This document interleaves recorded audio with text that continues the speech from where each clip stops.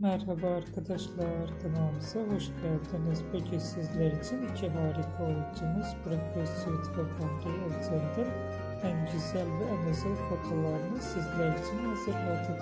Burak Özçivit ve Fahriye Evcen çifti Çalgıkuşu dizisinde birbirlerini sevmiş ve evlenmiştiler. Onların Karan adlı bir çocukları var.